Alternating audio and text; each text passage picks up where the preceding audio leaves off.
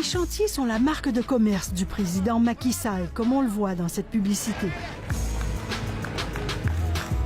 Aéroports, autoroutes, 2000 km de pistes rurales, 13 ponts. Le projet de la Cité des Affaires. Une vaste cité des affaires et un train rapide, le premier en Afrique de l'Ouest.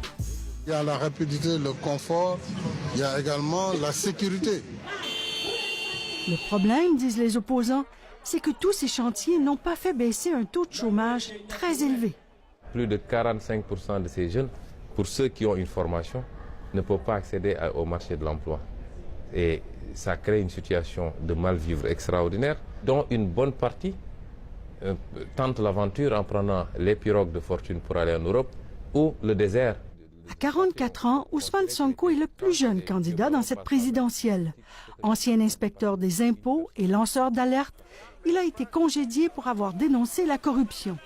Il accuse aussi Macky Sall de permettre aux entreprises étrangères de piller les ressources comme le pétrole. Vous voyez des marchés où des Chinois viennent avec des... Ils n'amènent que des Chinois. Vous avez des Turcs qui n'amènent que des Turcs, des Indiens qui n'amènent que des Indiens.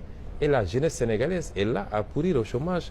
Il n'y a pas que des Chinois, il y a une partie de Chinois qui ont avec eux la technologie. Hadi Traoré défend le bilan du président sortant qui aurait, selon lui, réduit la pauvreté en faisant grimper la croissance économique de 2 à 6 %. Vous allez inquiéter ce peuple qui en a assez de ce régime. Faux, disent les opposants, car seuls les bien nantis et les multinationales profitent de cette croissance. Aujourd'hui, il y a plus de 45% de la population qui est en deçà de ce seuil de pauvreté, qui ne peut pas se soigner correctement. Au Sénégal, les gens meurent dans les hôpitaux. Ousmane Sonko veut créer des emplois en nationalisant des marchés. Tout ce qu'on veut que la France comprenne, et nous voudrons que le monde entier le comprenne, c'est que les choses doivent changer, que les relations doivent être plus équilibrées, que le partenariat doit être gagnant-gagnant. Un discours qui plaît aux jeunes, mais qui dérange. Des éléments de la gendarmerie nationale ont été envoyés à mon domicile familial pour intimider ma propre mère. Macky Sall, il a adopté cette mauvaise habitude d'intimider ses opposants? D'intimider, d'emprisonner, d'exiler, en utilisant tous les leviers dont il dispose. On n'est pas un État policier, je suis désolé, parce que le Sénégal est reconnu par sa démocratie, Madame Langlois. Le président Macky Sall a mis tout un dispositif pour frauder ces élections.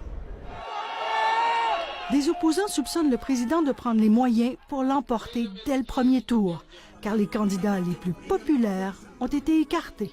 Comment pourront dire que nous allons fabriquer des élections, en tout cas des résultats? Ce n'est pas possible.